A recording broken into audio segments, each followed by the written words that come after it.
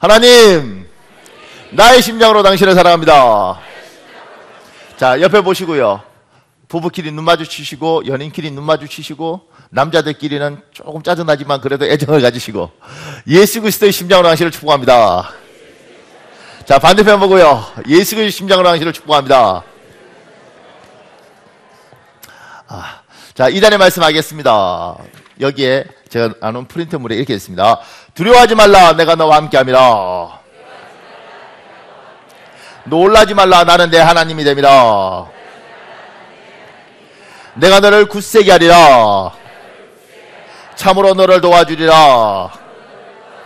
참으로 나의 의로운 오른손으로 너를 붙들리라. 이사야 41장 10절 말씀. 성령 하나님, 두려워하지 않겠습니다. 나와 함께하여 주십시오. 놀라지 않겠습니다. 나의 하나님이 되어 주십시오. 나를 굳세게 하여 주십시오. 참으로 나를 도와주십시오. 참으로 하나님의 의로운 오른손으로 나를 붙들어 주십시오. 예수님 이름으로 기도합니다. 아멘. 여러분의 기도가 반드시 응답될 줄 믿습니다. 오늘 요한복음 7장 37절에 39절은 아주 간단한 내용입니다. 첫째, 뭐라고 이야기하냐면 누구든지 목마르거든 내게로 와서 마셔라, 이렇게 이야기합니다. 주님이 뭐라고 이야기하시냐? 누구든지 목마른 자는 내게로 와서 마셔라.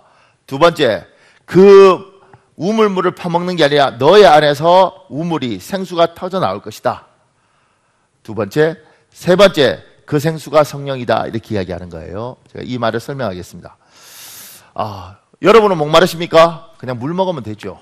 근데 사람들은 다 목도 마르고 갈증도 있고 갈급함도 있습니다.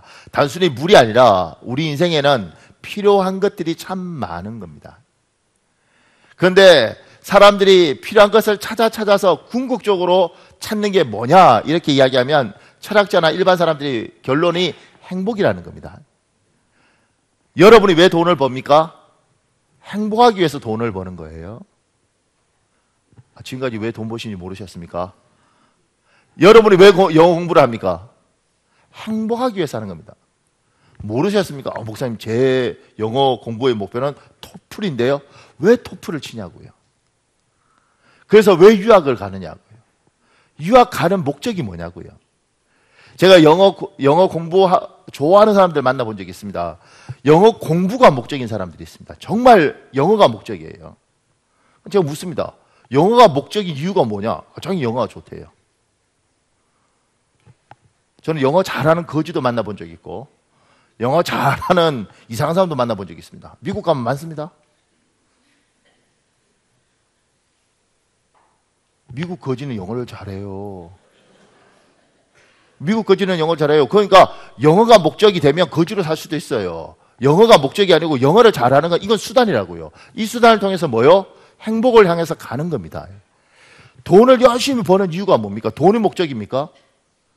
돈이 목적인 사람은 정말 불행한 거죠. 돈을 열심히 버는 이유는 뭐냐면 이 돈을 잘 벌어서 이걸 통해서 행복을 사기 위해서, 행복을 얻을 거라고 믿고 돈을 버는 거지 않습니까? 결혼을 왜 하십니까?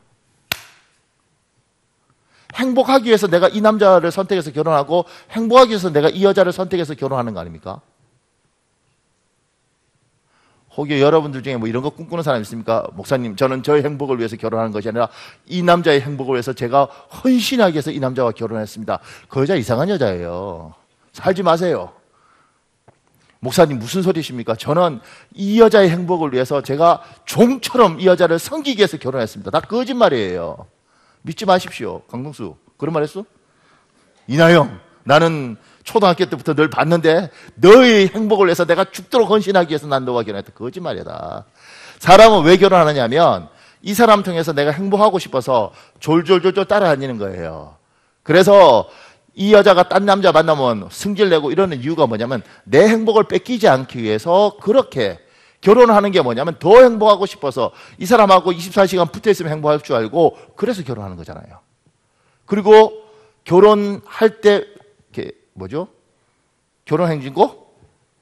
그거 들으면서 아는 거잖아요. 그러니까 결혼하는 신혼부부들은 뭐 딴딴딴딴 딴딴따단 이러면 이제 그거 기분 좋게 듣고 이제 결혼식 들어가지만 앉아 있는 하객들은 이거 다룰 때 노래 부르잖아요. 속았구나 속았 이게 아니라는 거 알잖아요. 예. 결혼을 하는 이유가 내가 행복하고 싶어서 이 여자, 내가 행복하고 싶어서 이 남자하고 결혼하는 거죠.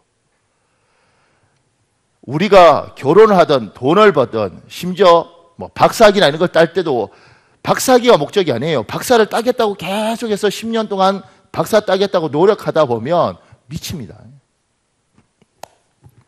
영어로 박사학위를 PhD라고 그럽니다. PhD라고 모르는 분들이 많이 있을 거예요. PhD라고 그래요.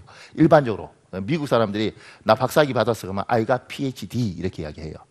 그럼 이제 PhD 공부하는 애들은 자기들끼리 농담으로 이렇게 말합니다. PhD를 우리나라에 이렇게 뭐죠? 말 줄이는 거 있잖아요. 이렇게 지몸 밑 그러면 지켜주지 못해서 뭐 미안해 뭐 이런 그런 것처럼 PhD를 영어로 Permanent Head Damage 이렇게 해요. 영원히 뇌에 충격을 받은 상태. 왜냐하면 그 학위 따기 위해서 6년 7년 이렇게 공부하다 보면 애들이 상태가 약간 이상해요. 그럼 자기들끼리 막 농담하거든요. 난 내 충격을 받았어 뭐 이렇게. 근데 학위만 따려고 살다 보면 그게 목적이 되면 정말 내가 충격을 받는 거예요. 왜 박사를 따느냐고. 왜 교수가 되냐고. 교수가 목적이 아니고 박사가 목적이 아니라 행복이 목적인 거예요.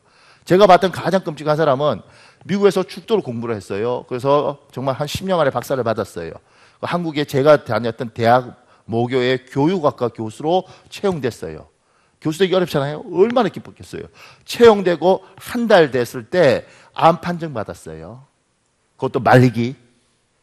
학교 강의도 안 나오고 집안에서 울고 있다 그러더라고요. 동료 교수님이. 이 사람이 박사학위가 목적이고 교수가 목적이면 그렇게 울 수 있어요. 우리의 목적은 우리가 왜 공부를 하고 왜 교수가 되려고 그러고 왜 좋은 대학을 가라고 이야기하냐면 목표는 뭐예요? 행복이라고. 행복하기 위해서 돈 벌고 행복하기 위해서 좋은 차 사고 행복하기 위해서 애들 공부시키고 그런 거잖아요. 모르셨습니까? 여기 오늘 왜 왔냐고요? 오늘 예배에 왜 왔냐고요? 행복하기 위해서? 훌륭하십니다. 목사님, 사실 제가 예배 드리고 싶지 않지만 가정의 평화를 위해서 제가 뭐 끌려오듯이 여기 끌려 앉아 있는데 제가 간절히 바라는 것은 제발 설교 길다고 소문 나셨던데 명절인데 은혜를 베푸셔서 좀 모이고 짧게 좀 이렇게. 왜 싫은데 와 있어요? 모두의 평화, 같이 행복하고 싶어서 그냥 나를 희생하는 거죠. 우리 인간의 기본적인 욕구는 하나님이 그렇게 창조하신 것 같아요. 행복을 추구하고 이 행복을 위해서 참 많은 단계, 이러면 행복할까? 저러면 행복할까? 그런 행복을 찾아서 이 만족감을 찾아서 삽니다. 자, 이건 이제 일반적으로 철학에서 말하는 거고요. 그럼 기독교인들은 왜 살까요? 그럼 또 이렇게 또 너무 모범적인 사람은 그렇습니다. 웨스트민스터 신앙 고백에 인간의 창조 목적은 하나님께 영광을 돌리는 것이라고 그랬습니다. 뭐 이렇게 훌륭한 사람도 있어요. 신학대학원 다닐 때 이제 그렇게 공부합니다. 그런데 저는 이렇게 풉니다. 우리 창세기 2장 8절에 있습니다. 여러분 같이 읽겠습니다. 창세기 2장 8절. 제가 나눠드린 게 있습니다. 같이 읽겠습니다. 시작. 여호와 하나님이 동방의 에덴에 동산을 창설하시고 그 지으신 사람을 거기 두시니라. 아멘. 하나님 사람을 만드시고 에덴 동산에 두셨습니다. 에덴이라고 적고 어떻게 읽어야 되냐면 행복이라고 읽어야 되는 거예요. 하나님은 인간을 만드시고 인간에게 행복 동산에 집어넣고 얘야 행복해라 이렇게 이야기하시는 겁니다. 하나님이 여러분과 나를 왜 만들었냐면 행복하라고 만드셨습니다. 이해가 안 가십니까? 잠언 18장 22절 있습니다. 이것도 같이 읽겠습니다. 시작. 아내를 얻는 것은 행복을 얻는 길, 여호와께서 주시는 선물이다. 아내를 얻는 것은 행복을 얻는 길, 하나님이 주시는 선물이다. 결혼 제도는 왜 생겼냐면 인간이 만든 제도가 아니에요. 하나님이 인간에게 부여한 제도이고, 하나님이 왜 아내를 주시고 하나님 왜 남편을 주시냐면 얘야 그걸 통해서 난 네가 더 행복했으면 좋겠다 그렇게 주시는 거라고요. 근데 인간은 이런 뜻을 모르니까 부부 사이나 이런 것들을 조롱하는 게 재밌어요. 유명한 이야기잖아요. 사장이 자기 사모님한테 하도 당하니까 뭐 눈 크게 떴다고 때리고 뭐 이러니까 사장이 너무 힘이 드니까 중소기업 사장인데 직원들 다 불렀대요. 자기 하고 싶은 대로 하는 사람 여기 쓰고 마누라 시키는 대로 하는 사람 여기 쓰라고. 직원이 제법 많은데 다 여기 있었는데 딱 하나만 여기 있더래요. 너무 부럽기도 하고 자랑스럽기도 하고, 야, 너는 어떻게 딴 건 다 마누라 시키는 대로 하는데 너는 어떻게 네 하고 싶은 대로 하냐. 그러니까 이 사람이 이러더래. 우리 마누라가 사람 많은 데는 가지 말라 그랬어요.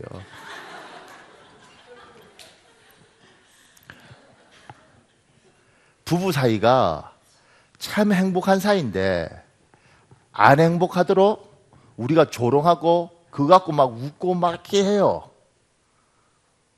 하나님은 우리에게 행복하라고 결혼을 시켜주신 거예요. 그래서 하나님이 아담을 만드시고 이 아담이 혼자 있는 것보다는 둘이 있는 게 좋아서 그 갈빗대를 떼서, 과학적으로는 안 믿는다고 하지만 저희는 믿습니다. 갈빗대를 떼서 하와를 만드시고 배필로, 돕는 배필로 탁 세워주신 거예요. 저도 이거 잘 몰랐는데 제가 결혼을 하고 10년 만에 이제 공부하러 필리핀을 갔어요.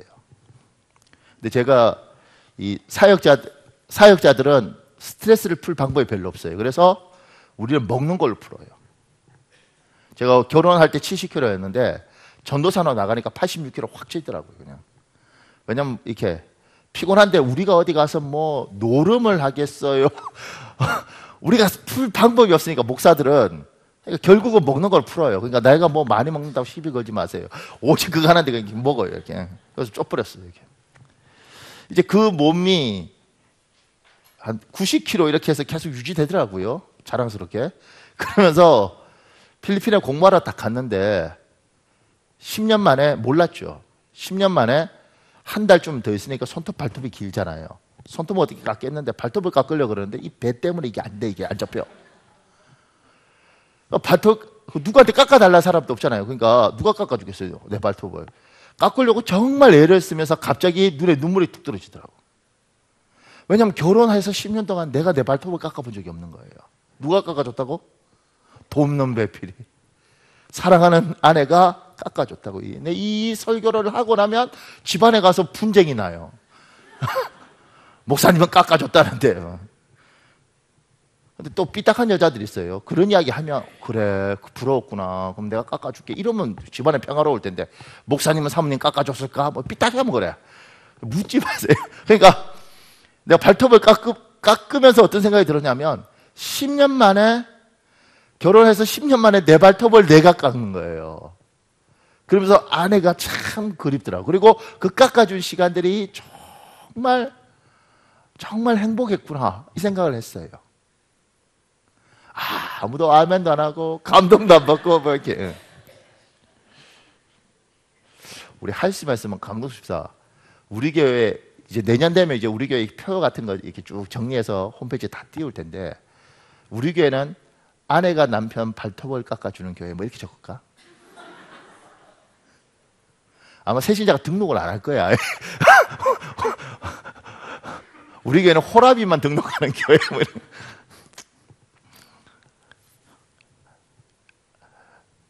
집사람이 이렇게 그 몸이 약간 아픈 적이 있었는데, 제가 차로 운전해서 문 열어서 들어보내고 문 닫고 그 다음에 뭐 있으면 밥 사오고 뭐 이렇게 하더라고요. 하나님이 누가 이 세상에 누가 해주겠냐고. 부부 사이에 그러고 사는 거죠. 그게 뭐예요? 하나님이 이 땅에 부부 제도를 둔 이유예요. 너무 소중한 걸 뒀는데 악한 게 이걸 원수로 만들어버린 거죠. 그러니까 부부 사이는 굉장히 소중하고 축복받은 겁니다.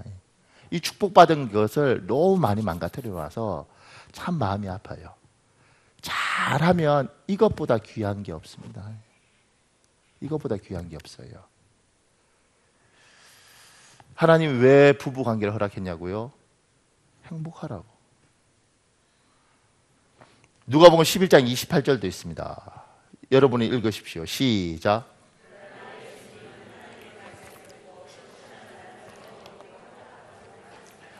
하나님이 우리에게 예배하라고 이야기하고 하나님 말씀을 듣고 그 다음에 믿음 생활을 하라고 요구합니다. 왜요? 하나님이 이렇게 말해요. 그렇게 사는 것이 해야 행복하다. 여러분이 예수를 믿고 사는 것이 불행하고 이렇게 예배드리는 것이 불행하면 하나님 하지 말라 그랬을 거예요. 우리 인간은 행복을 추구하고 삽니다. 왜 행복을 추구해야 되는지 잘 모르지만 행복하고 싶어요. 기쁘고 즐겁고 싶어요. 그걸 위해서 끊임없이 추구를 합니다. 우리만 추구하는 것이 아니라 하나님도 하나님의 사람들에게 자기가 만든 창조물에게 행복했으면 좋겠다 그러고 끊임없이 이 행복할 수 있는 방법들을 요구했어요. 그러면 이렇게 정리돼야 되잖아요. 우리가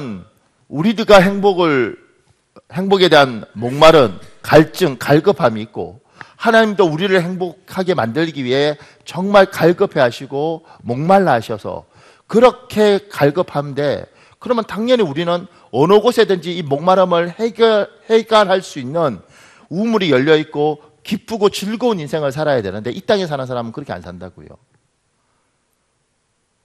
실제로 우리 모두는 목말라 있고 지쳐 있고 피곤해 있는 사람이 너무 많아요. 저는 이제 월요일마다 서울 가서 이제 이렇게 대학원에서 이렇게 청강 같은 걸 하는데요. 공짜로 강의를 듣는데 왔다 갔다 피곤하죠. 그런데 가장 끔찍한 건 한 8시나 뭐 이때 전철 타고 9시나 이때 전철 타고 서울에서 내려오는 길은 진짜 끔찍합니다. 왜냐하면 멀쩡한 사람이 별로 없습니다. 서울 쪽은 괜찮은데 서울에서 이렇게 뭐 분당선을 타든 뭐 수원선을 타든 이렇게 내리지 않습니까? 이렇게 하나씩 둘씩 내리다 보면 점점 이 수원 쪽으로 가까워지면 전부 다 넥타이 풀고 이렇게 침 질질 흘리고 주무셔요. 다 지쳐서. 술 한잔 먹고 그러시면 괜찮은데 그게 아니고 전부 다 이러고 있죠. 여자고 남자가 없습니다. 이렇게 하고. 너무 인생이 뭐요? 피곤한 거예요. 하나님이 얘야 난 네가 행복했으면 좋겠다. 우리도 하나님 행복하고 싶습니다.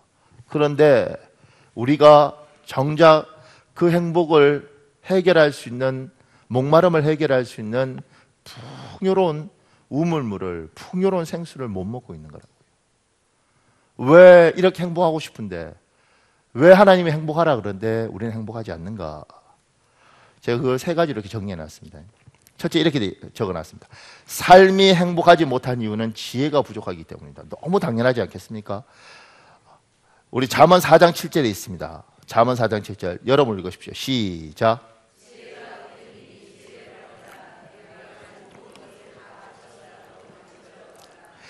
지혜가 어떠미니 지혜를 얻으라. 내가 가진 모든 것을 다 팔아서라도 지혜를 얻으라는 겁니다. 우리가 불행한 가장 큰 이유는 지혜롭지 못해서 그렇습니다. 지식과 지혜를 다르게 이야기하지 않습니까?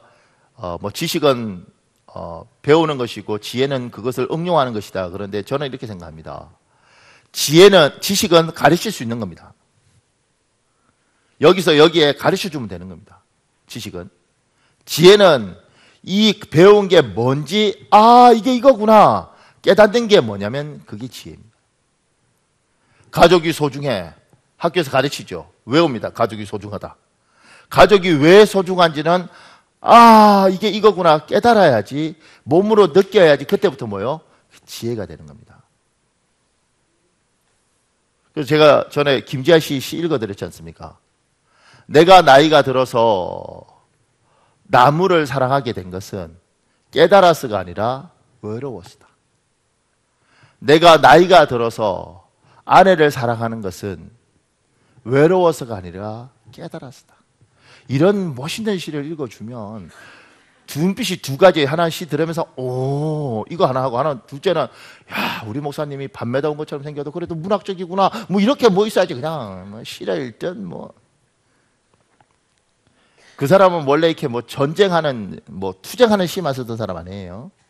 그래도 그분이 서울대 미학과 나왔다고요. 서울대에서 아름다움만 추구하는 사람인데 그 시가 참 의미가 있더라고요. 50살에 쓴 거예요. 내가 나이가 들어서 나무를 사랑한 것은 깨닫는 게 아니에요. 외로우니까 나무를 하든 취미를 가지든 골프를 치든 외로우니까 뭘 하는 거예요.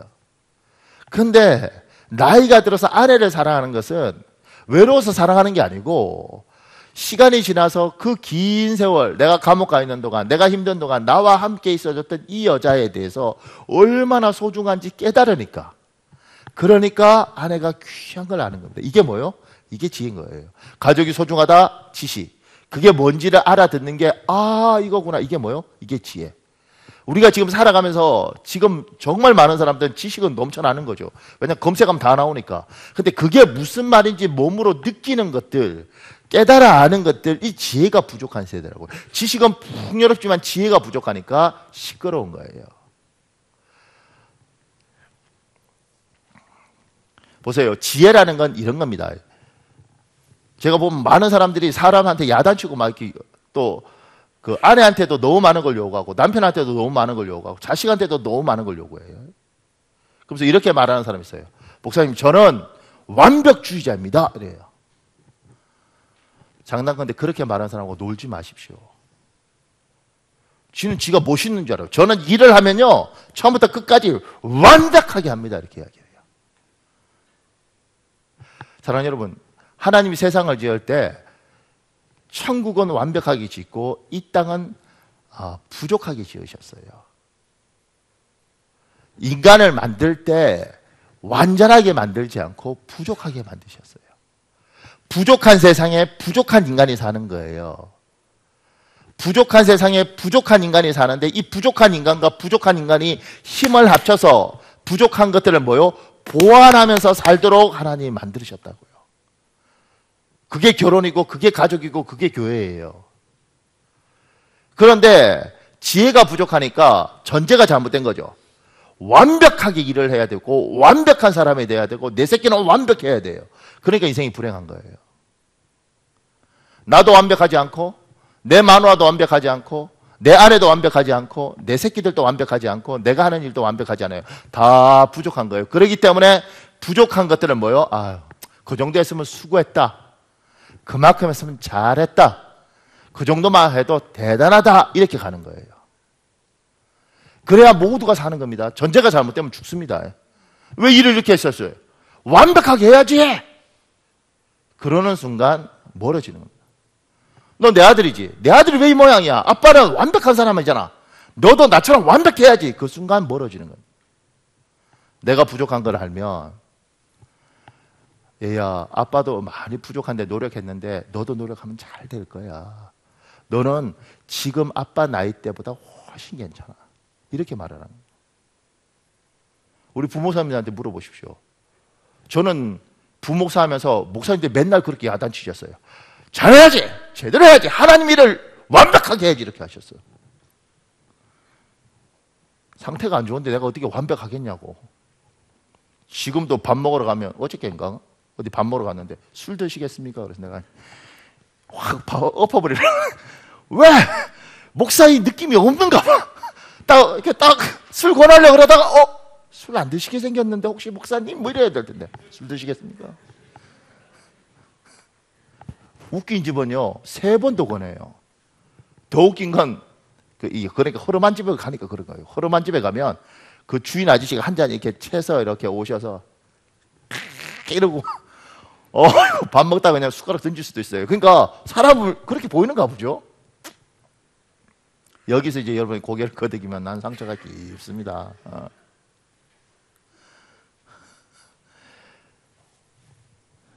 그런데 하나님 저한테 지혜를 주셔서 가만 보니까 참 제가 부실한데 은혜가 가운데 오더라고요. 그래서 우리 부목사님들 참 멋있는데 부목사님들이 어떤 일을 할 때 제가 항상 이렇게 말을 해요.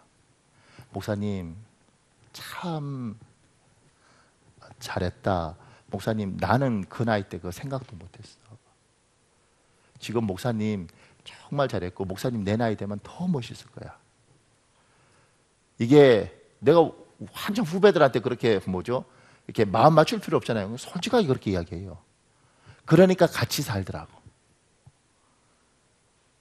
그런데 이게 잘못되면 자식이고 뭐 다 죽는 겁니다. 내가 네 나이 때는 말이야, 제대로 하지. 얘가 뭐 저 모양이야. 이렇게 하면 안 되는 거예요. 잘했다. 우리는 진짜 힘들게 시작했는데 너희 정도면 굉장히 잘하는 거다. 이래야 여기가 뭐요? 숨통을 튀고 사는 거예요. 지혜가 열리면, 지식 갖고 지혜가 열리면 사람을 상대할 때 하나님의 전제가 보이는 거예요. 이 땅은 다 부실한 거야. 다 부족한 거야. 부족한 사람끼리 모여서 보완하면서 사는 거야. 그리고 저 정도면 내 생각해보면 귀한 거야. 이렇게 가는 거예요.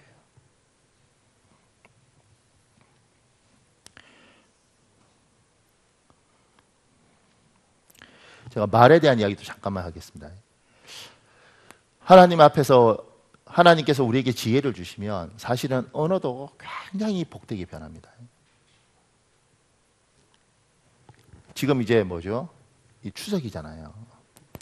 제가 참 가족끼리 모여서 답답한 짓 합니다. 저도 옛날엔 답답했을 텐데 하나님 지혜를 주니까 깨닫더라고요. 모였어, 친척끼리. 정말 이렇게 추석이 얼마나 힘들게 왔어요? 그럼 보십시오.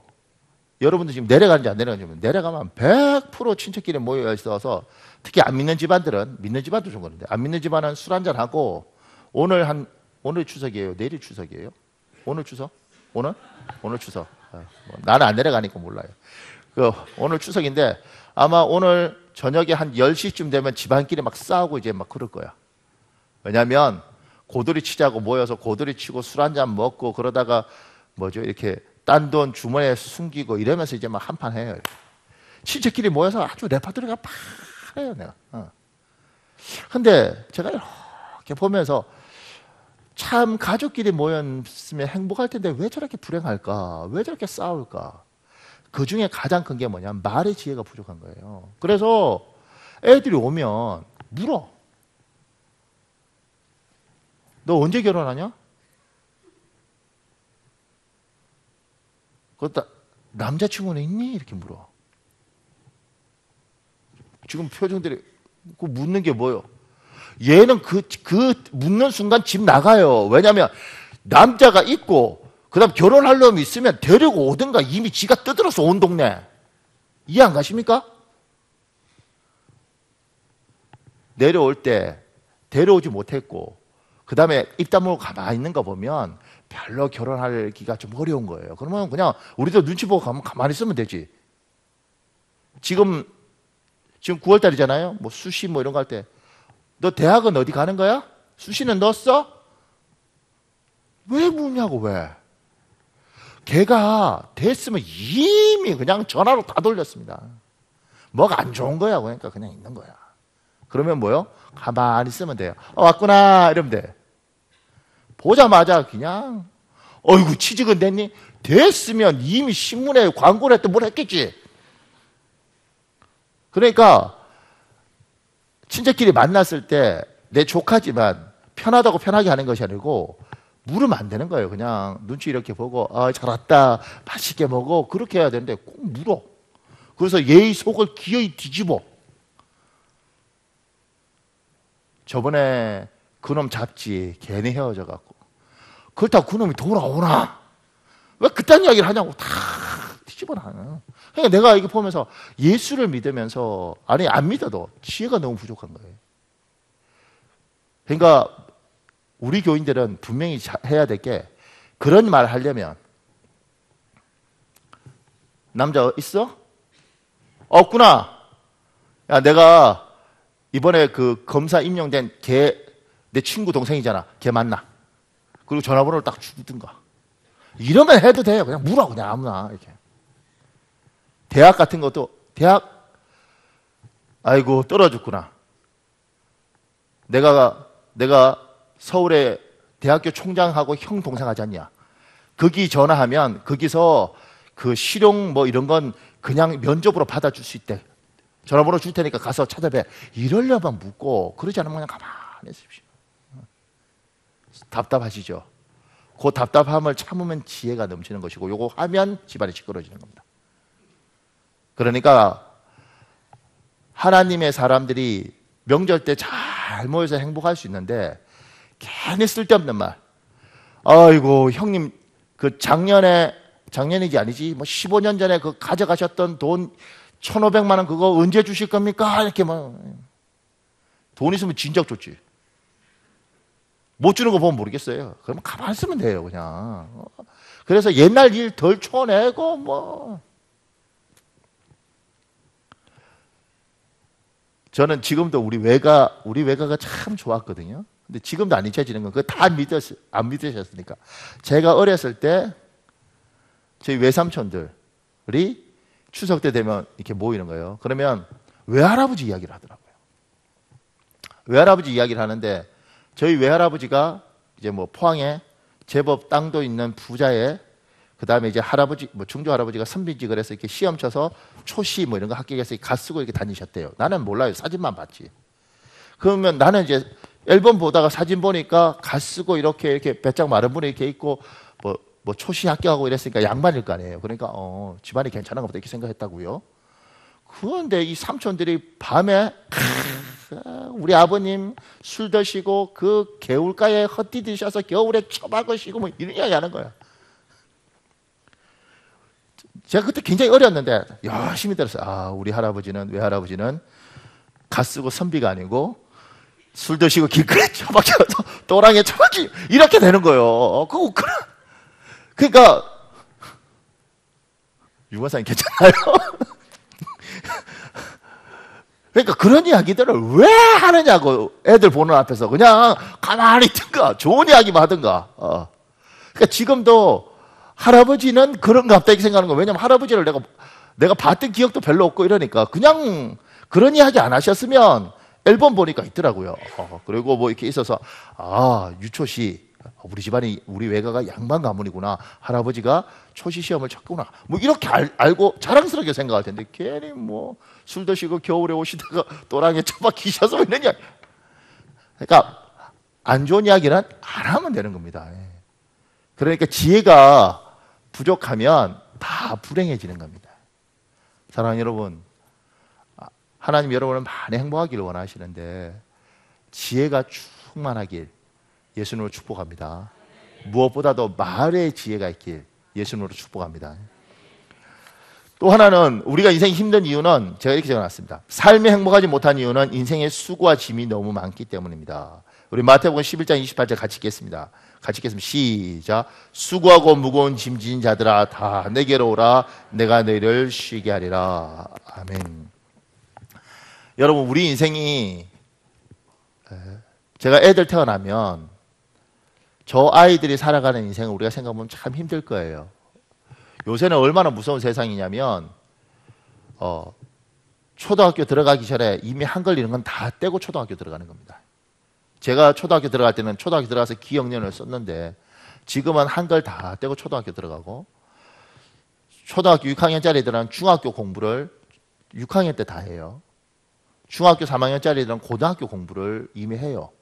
학원에서. 그러니까 애들이 얼마나 힘들겠냐고요. 제가 필리핀에서 공부를 했잖아요. 필리핀의 대학교 애들 4학년 졸업한 애보다 우리나라 고등학교 애들이 지식이 더 많은 것 같아요. 왜냐하면 얘들은 가난하니까 책이 많지 않아요. 그리고 이제 책을 해도 다 복사해서 보니까. 그러니까 지식이 짧아요. 근데 우리나라 고등학교 애들은 워낙 많은 걸 집어넣으니까. 더 웃긴 건 제가 미국의 코넬 대학 나온 애를 만났단 말이에요. 미국에서. 여자애인데 FBI 하려고 그러다가 뭐 안 된. 코넬 대잖아요. 그러니까 아이비리그잖아요. 굉장히 똑똑한 자였어요. 그리고 걔하고 이야기를 하는데 뭘 잘 몰라.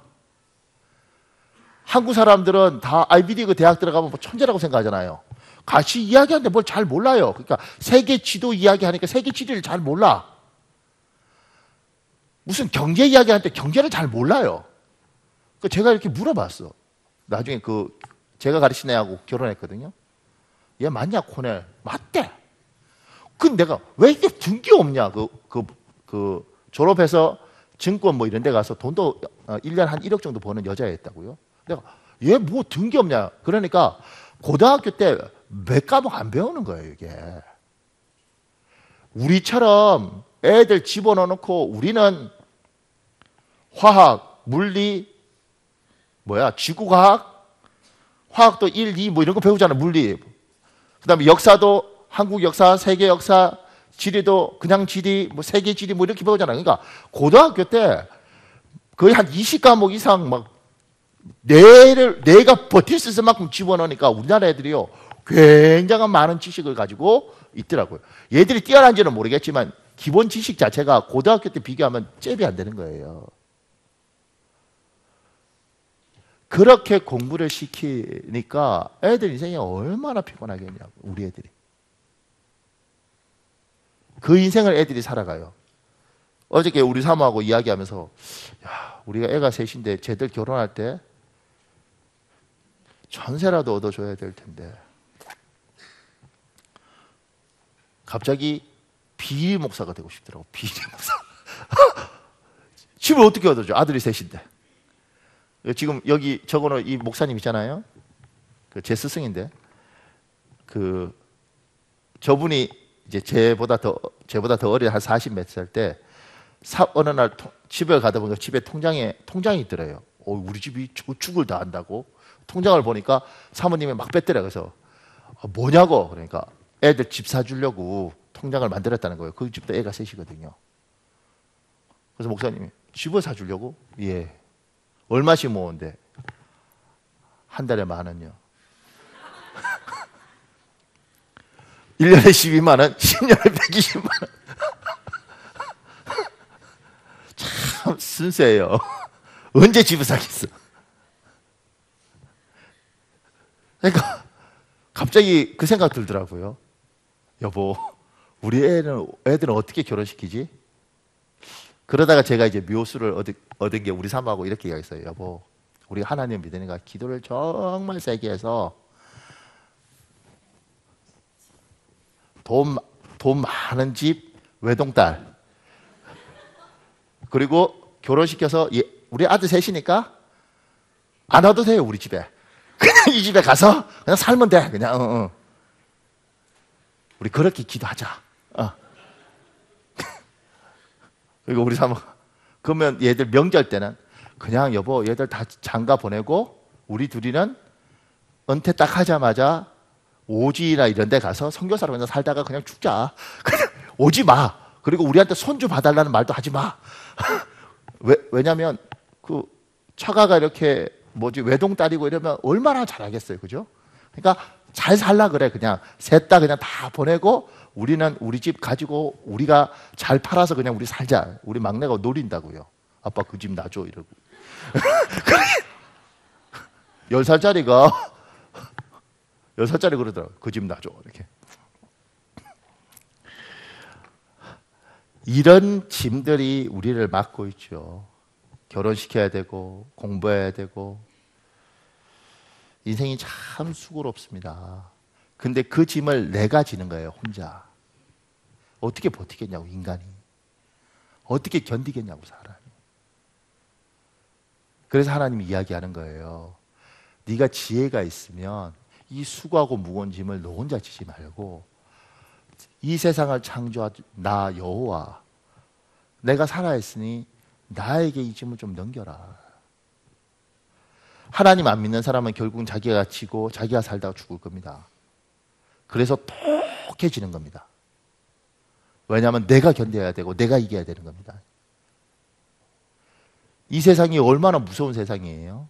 누군 뭐 바보처럼 당하나요? 그 독한 세상에서 독하게 사는 거예요. 좀 미안하지만 제가 대한민국의 40대, 50대 여자분들을 보면 정말 무서워요. 우리나라 40대 여자들은 외국 같은 데 가면 영어 하나도 못하도 살아남습니다. 남자분들은 뭐 대학 나오고 뭐 이렇게 해서 뭐 이렇게 외국 가잖아요. 어리버리해요. 우리나라 여자들은 와 신기하더라고요. 온 동네를 다녀요. 영어 몰라도 상관없어 승질내고 막 욕하고 이러시면서 우리나라 40대 50대는 정말 대단합니다. 외국 애들이 얘들이 두 손을 들어요. 그렇게 살아남아요. 왜냐하면 이 대한민국에서 그렇게 버텼기 때문에. 전철에서도 제가 놀라는 건 뭐냐면 나 같은 사람 덩치 크잖아요. 거의 100kg인데 90 몇 킬로인데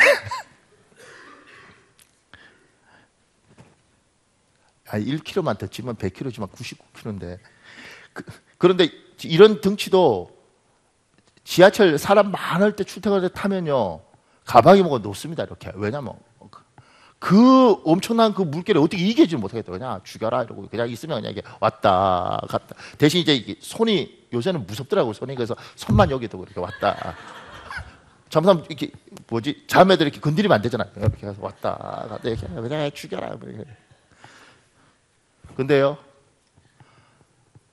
40대 중반에 이 대한민국의 살아남 아줌마는 거기서 자기 의도대로 갑니다. 핸드백 끼고 막 밀어붙이면서 가시면 그분들은 제대로 내려요. 셉니다. 제가요 많이 배웁니다. 오, 세다. 하나님을 의지하지 않고 내가 살아남으려면 독해져야 되는 겁니다. 그렇게 독해진 얼굴을 보고 남자가 여보 참 사랑스럽다 이렇게 말하려면 굉장한 노력이 필요합니다. 그래서 예수 믿는 사람은 좀 힘들 때 이 수고하고 무거운 짐을 하나님 앞에 올리는 훈련이 돼야 됩니다. 올려놓고 그러니까 울죠. 여기가 독해지는 게 아니라 하나님의 은혜로 살아가는 거예요. 그렇지 않으면 얼굴에 독할 뿐만 아니라 심지어 악랄할 수도 있습니다. 무섭다고요. 왜냐하면 살아남아야 되잖아요. 예수 믿는 사람들 얼굴에 사람들이 볼 때 저 아줌마는 참 얼굴에 뭐가 이렇게 보고 있으면 뭔가 평안함이 있어. 힘든데도 저 얼굴과 눈빛에 참 매력이 있어. 참 좋은 분 같아. 이래야 될 거 아니겠어요?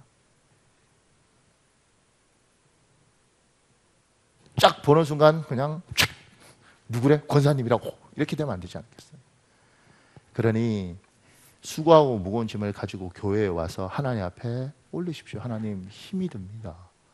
어렵습니다. 그러지 않으면 내가 살아야 됩니다. 제가 여기 이렇게 적었어요. 세 번째로 삶이 행복하지 못한 이유는 해결할 수 없는 나만의 은밀한 아픔이 있기 때문입니다. 제가 어떤 분을 받느냐면 남자가 정말 뭐 여자한테 잘하는 거예요. 분리수거 다 하고 회사 갔다 오면 설거지 이런 것도 다 하고 집 청소도 다 하고 동네 사람들이 칭찬하는 거예요. 저 남자 저런 남자하고 살아봤으면 좋겠다. 여자는 왜 또 그렇게 말을 하지? 저런 남자하고 살아봤으면 좋겠다. 어차피 살지도 못할 건데. 근데 살아봤으면 좋겠다. 도로 많은 사람들이 그 부부를 보면서 부러워했어요. 그 아내도 뭐라고 생각하냐면 나는 왕비처럼 산다는 거지. 남편을 노예처럼 부린대요. 부러우십니까? 근데 이게 좀 문제가 있어요. 이 남자가 왜 이 여자한테 그렇게 잘하냐면 엄마가 날 버렸어. 엄마가 날 버려서 결혼을 했는데 이 여자도 날 버리면 안 될 것 같은 거예요. 버림받지 않기 위해서 뭐요? 최선을 다해서 비율을 맞추고 사는 거예요.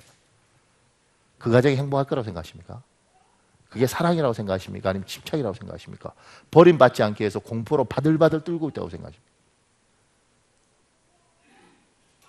행복하려면 여기가 여기한테 주는 사랑이 평화롭고 기꺼이 즐거움으로 줄 수 있어야 되는데 버림받지 않기 위해서 분리수거하고 버림받지 청소하고 버림받지 않고 화장실 청소하면서 아내의 비위를 다 맞추는데 아내는 나는 참 행복한 여자야 이러면서 하는 거예요. 저는 행복한 부부를 봤습니다. 뭐 우리 교회도 행복한 사람들 많은데 제가 청년 때 그 부부를 보면서 장로님 부부였는데 그때 안수집사였어요. 저기는 정말 행복하겠다. 두 사람들 신시예요. 신시인데 19살에 둘이 도망왔어요. 옛날 사람들이니까 야밤 도주를 했어요. 부모가 반대해서. 왜냐하면 신시 동성동물이라서 둘이가 야밤 도주를 했어요. 얼마나 살았으면 야밤 도주를 했겠어요. 철딱서니 없이. 그래서 진짜 힘들게 가정을 이루어서 사는 거예요. 근데 집안에 안 피는 거죠. 근데 나이들이 이제 많아져서 50이 넘고 뭐 이랬는데 그때 그 아내 되는 심지사님의 소원이 뭐냐면 그 당시에 옛날이잖아요. 김치 냉장고였어요. 그래서 결혼 기념일, 생일 선물, 생일 때 김치 냉장고를 받고 싶은데 이놈의 집이 돈이 있나? 애들은 힘들게 대학 가서 그거 다 이렇게 뒷바라지하고 안 되는 거예요. 그때처럼 그때는 뭐 은행 대출도 없잖아요. 그 애는 또 딸애는 피아노 했는데 돈은 또 오죽 듭니까? 그러니까 진짜 힘들게 사는 거예요. 어느 날 둘이 결혼 기념일 때 그 집 앞에, 그 집이 단독주택이었거든요. 철문인데 그 집 앞에 벨이 띵동 소리가 나는 겁니다. 그래서 이 신집사님이 아내 되는 신집사님이 탁 나가니까 대한민국의 제일 큰 김치 냉장고예요. 박스가. 감격을 하는 거죠. 아니 이거 누가 줬을까? 근데 멍해서 이렇게 바라보고 있는데 그 김치 냉장고 그 큰 박스, 제일 큰 박스에서 우리 나중에 장로님 되게 신장로님이 튀어나오는 겁니다. 꽃다발 들고. 은숙이거든요. 은숙아 사랑해. 김치 냉장고 사줄 처지는 안 되고 아내한테 어떻게든 행복을 만들어주고 싶으니까 그 박스를 구해서 그 안에 자기가 들어가서 꽃다발 들고 벨 누르고 있다가 제가 청년 때 봤거든요. 저게 사랑인 거예요. 버림받지 않게 해서 청소하고 버림받지 않게 해서 이게 아니고 하나님을 이 사람이 만나면 나를 버린 엄마, 나를 버릴 줄 모르는 아내, 이 은밀하게 짓눌려 사는 이 피곤한 것을 뭐요? 하나님 앞에 이렇게 올려드리는 거지. 그래야 자유함이 있고 그래야 위로가 있는 겁니다. 그래야 그때부터 숨쉬고 살겠다. 참 내가 행복한 인생을 살고 있구나.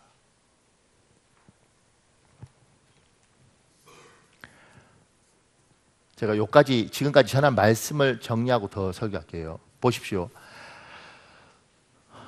사람은 행복을 추구합니다. 하나님도 우리가 행복하기를 원합니다. 그래서 목마름이 없고 갈증이 없는 인생을 살기를 원하십니다. 그런데 우리 인생은 갈급해요.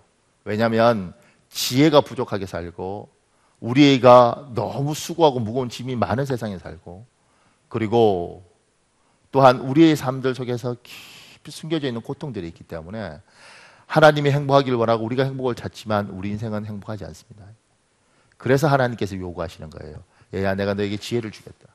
얘야 내가 너에게 수고하고 무거운 짐을 들어주겠다. 얘야 내가 너에게 너의 아픔을 토로할 수 있도록 해주겠다.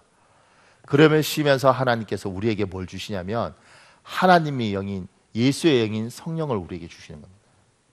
이 성령이 오시면 이 성령이 우리 안에서 생수가 되셔서 우리가 고민할 때 수고하고 무거운 짐을 덜어주시겠다고 이야기하고 이 예수께서 우리에게 지혜를 부어주시고 이 예수께서 나만이 아는 내 안에도 모르는 그 은밀한 아픔을 같이 회복하자고 이야기하시는 겁니다. 그래서 교회에서 이렇게 말하는 거예요. 술 취하지 말라 이는 방탕한 것이니 오직 성령 충만함을 받으라. 제가 성령 받은 이야기 여기 이제 기도에 관한 부분인데 성령 받은 이야기를 쓰러운 글이 있어요. 제가 잠깐만 읽어드릴게요.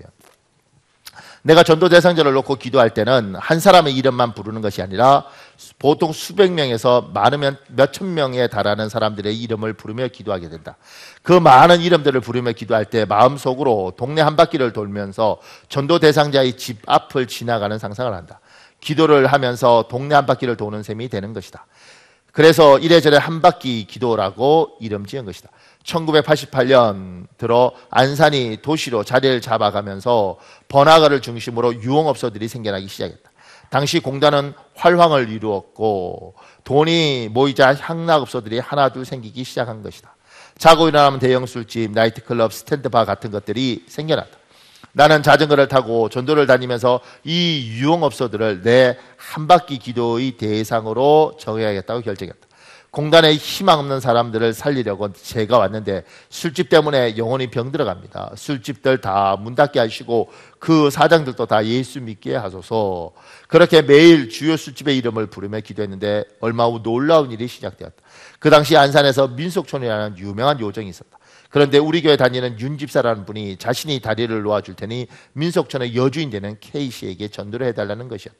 나는 순간 하나님이 주신 기도 응답이라고 확신이 들었다. 그래서 모든 일을 제쳐두고 K씨를 찾아갔다. 그녀는 동네에서 방생대장 강보살이라는 별명을 가진 철저한 불교 신자였다. 하지만 복음의 능력 앞에서는 누구도 굴복하지 않을 수 없었다.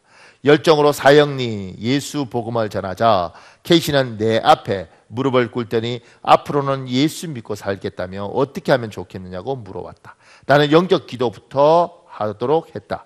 그리고 민속촌 요정의 사장인 남편에게 K씨가 예수 믿기로 했으며 이번 주부터 안산 동산교회 나가기로 했다고 말하라고 가르친 후 돌아왔다. 그야말로 기적이 일어난 것이다. 그런데 기적은 거기서 멈추지 않았다. 다음 주일 설교를 하려고 강단에 서니 K씨가 웬 남자와 함께 앉아 있었다. 예배가 끝나고 만나 누구냐고 물으니 민속촌을 운영하는 남편 K 사장이었다. 내가 돌아간 후 새벽에 요정에서 돌아온 남편에게 앞으로 예수 믿기로 했다고 말하자 남편이 깜짝 놀라며 사실은 자기도 교회 청년회장까지 했던 사람이라고 고백했다는 것이다. 그래서 술집 하는 것에 대한 부담이 늘 있었는데 이참에 술집을 정리하고 함께 교회 다니자며 주일 예배에 나란히 참석한 것이다. 나는 민속촌을 운영하던 두 사람이 돌아온 것을 보며 한 바퀴 기도를 하나님이 들으시고 일하기 시작하셨다는 것을 직감했다. 그리고 내 직감은 여지없이 들어맞았다. 얼마 후에는 안산 최대 나이트클럽의 사장이자 폭력 조직의 보스였던 사람이 예수를 믿게 되었고 안산과 시흥에 8개나 되는 스탠드바를 운영하는 사람이 모든 업소를 정리하고 예수를 믿는 사건이 일어났다. 특히 스탠드바를 운영하던 K 회장이 예수를 영접한 것은 정말 기적과 같은 일이었다. 큰 수입을 가져주는 유흥업소를 포기하고 예수 믿는 사람으로 산다는 것은 보통 결단으로는 불가능한 일이다. 그러나 한 바퀴 기도의 응답은 확실했다. 그러나 안산에서 가장 큰 아파트에 사는 것도 최고급 자동차를 타는 것도 폭력배들 앞에서 어깨에 힘주고 군림하는 것도 예수님 때문에 다 버렸다. 그리고 순수하게 예수 믿는 사람으로 살고자 노력했다. 물론 처음에는 쉽지 않았다. 수십 년간 그런 생활을 해오다가 하루아침에 그리스도인으로 사는 것이 쉬운 일이 아니었다. 하지만 매일 새벽 예배를 드리고 주일 성수를 철저히 하고 낮은 자리에서 봉사하는 동안 조금씩 예수의 사람으로 바뀌어갔다. 나는 교회 나온 지 얼마 안 되어 K 회장이 내게 했던 말을 지금도 잊지 못한다. 내 전도를 받고 가끔 교회에 출석하던 그가 어느 날 설교를 마치고 나오는 나에게 이렇게 말했다. 목사님, 오늘 설교 저 들으라고 하신 거죠? 저 술집 접을 테니 기도해 주세요. 나는 그의 말을 들었을 때 한 바퀴 기도의 능력이 얼마나 대단한지 실감할 수 있었다. 그리고 얼마의 시간이 걸리든지 하나님은 오늘 내가 드린 한 바퀴의 기도를 때가 되면 반드시 응답하신 것도 절실하게 깨달았다. 지금 기도인데 한 바퀴 기도라는 게 그 동네가 있으면 그 동네를 돌고 그 집 있으면 그 집을 도는 거예요. 한 바퀴. 그러면서 이제 그것을 위해서 기도했다 이 이야기입니다. 제가 왜 이걸 읽어드렸냐면 이분이 사람들을 기도시키면서 그 사람들에게 예수 그리스도를 믿자고 이야기하면서 영접 기도라는 걸 시킨 거예요. 영접이라는 게 뭐냐면 사람을 만나는 거지 않습니까?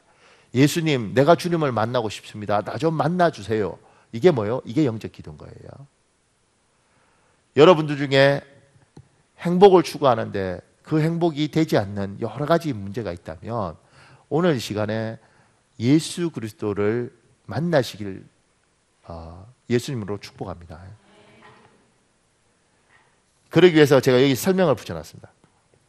예수님을 영접하는 방법은 첫째, 내가 연약한 사람인 것을 인정하십시오. 내가 인간이다. 내가 한계가 있다. 이걸 인정하십시오. 이걸 기독교 용어로 뭐라고 하냐면 죄인이라고 이야기합니다.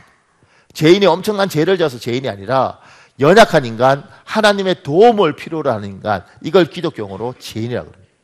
둘째, 연약한 나를 유일하게 도울 분 하나님 한 분뿐이심을 인정하십시오. 이것은 오직 창조주 여호와 하나님 한 분만을 하나님으로 인정한다는 것입니다. 하나님은 한 분이십니다. 그리고 이 땅에는 하나님 외에도 수없이 많은 잡신과 귀신과 그리고 능력들이 이 땅에 있습니다. 우리 기독교인들은 그 부분에 대해서 다른 잡신이 있다는 걸 부정하지 않습니다. 있습니다. 그러든 말든 간에 창조주 하나님 한 분만이 이 땅의 주도권을 가지고 계시고 우리는 그분 한 분만을 섬기겠다고 이야기하는 그것이 우리의 신앙 고백입니다. 그리고 그걸 인정하는 것들이 믿음의 시작인 거예요. 셋째, 연약한 내가 나와 하나님을 이어주는 유일한 다리는 오직 예수님 한 분뿐이심을 인정하십시오. 다른 무엇으로도 하나님과 나와 연결할 수 없습니다. 그래서 예수님의 이름으로 기도하는 것입니다. 연약한 나, 죄인이 완전하고 도움을 주실 수 있는 하나님과의 관계를 맺는 방법은 예수님이란 사다리 외에는 없는 겁니다.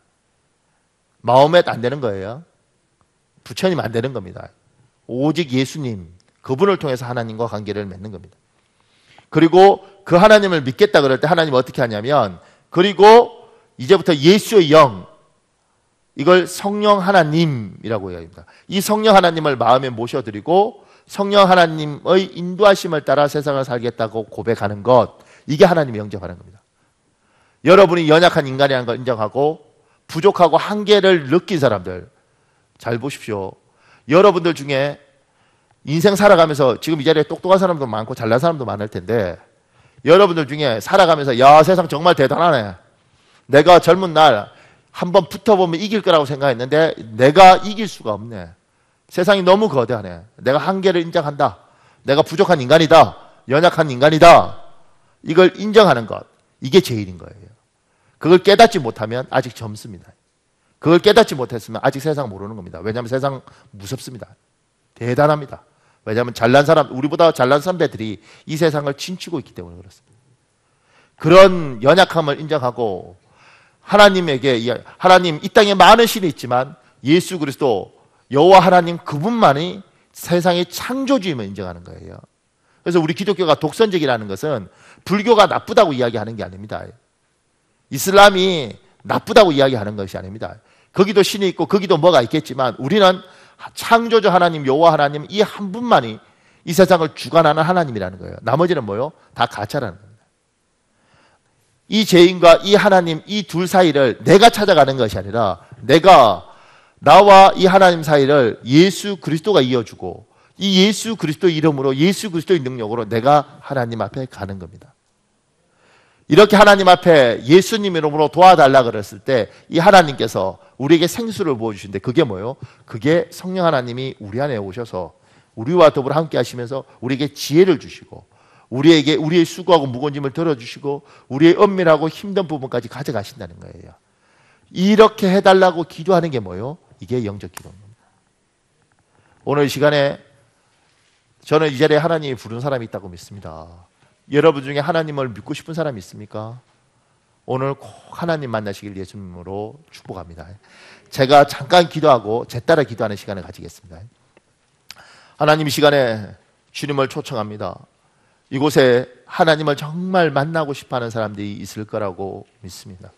하나님, 이들 중에 꼭 하나님 만나야 될 사람을 만나주시고 성령님 이들 안에 들어가셔서 천국 가는 그날까지 떠나지 마시고 주께서 지키셔서 수고하고 무거운 짐을 다 가져가시고 지혜가 부족한 자에게 지혜를 주시고 능력이 부족한 자에게 능력을 주셔서 아버지 사람으로 만들어 가시옵소서. 저들의 눈에 눈물을 닦아주시고 저들이 사랑하는 남편에게도 말하지 못하고 아내에게도 말하지 못하는 저 아픈 것들을 주님 다 가져가셔서 하나님 주신 부부 사이가 행복해지고 부모 자식 간의 관계가 회복될 수 있도록 역사하여 주시옵소서. 아버지, 또한 우리들 중에 전에 하나님을 만났었는데 그 하나님 관계가 너무 멀고 하나님과의 관계에서 하나님을 원망하고 또는 하나님 앞에 실망해서 하나님과 먼 관계가 있었던 사람이라면 오늘 기도하는 가운데 회복시켜 주시옵소서. 감사함의 예수님 이름으로 기도합니다. 아멘. 오늘 제가 여기 국제전도폭발 임상훈련에서 하는 영적 기도문이 있습니다. 여러분, 이건 여러분의 의지로 소리내서 따라하시면 여러분의 의지가 있다는 겁니다. 의지로 제 따라 하시겠습니다. 주 예수님, 저는 죄인입니다. 지금까지 저는 제 자신과 행위만을 의지하여 살아왔습니다. 이 죄에서 돌아서서 예수님만을 의지하기로 결심합니다. 이 시간 제 마음의 문을 엽니다. 제 안에 들어오셔서 저의 죄를 용서하시고 저의 삶을 주관하여 주시옵소서. 값없이 주신 영생의 선물로 인해서 감사를 드립니다. 앞으로는 예수님만 믿고 의지하며 살겠습니다. 예수님 이름으로 기도합니다. 아멘. 여러분, 우리 한 10분 정도 기도할 텐데요. 10분 정도 기도할 때 저는 확신합니다. 하나님이 여러분의 기도를 들으시고 오늘 만날 사람을 만나 주십니다. 또 이런 마음이 있습니다. 여러분들 중에 하나님하고 거리가 멀어진 사람, 하나님 실망했습니다. 나 하나님 앞에 상처받았습니다. 하나님 그건 꼭 들어주셔야 되는데 왜 안 들어주셨어요? 그리고 하나님과 거리가 멀어진 사람도 이 시간에 하나님, 다시 하나님과의 관계 회복되고 싶습니다. 전에는 걸어갈 때 나도 모르게 찬송이 나왔고 십자가만 보면 행복했고 교회만 보면 가슴이 뛰었는데 하나님, 어느 순간인가 내가 그게 다 사라져 버렸습니다. 다시 회복시켜 주십시오. 하나님, 다시 한번 하나님을 만나고 이 하나님과 더불어 내가 다시는 목마르지 않고 내 안에서 생수가 흘러내는 것들을 경험하게 하시고 내 인생이 참으로 행복한 인생으로 살아갈 수 있도록 도와주십시오. 오늘 시간에 주여 한번 기도해 부르시고 우리 10분 정도 통서로 기도할 때 하나님이 여러분을 반드시 만나 주실 줄 믿습니다. 이 시간에 주여 한번 반절을 부르고 10분 동안 통서로 기도하겠습니다.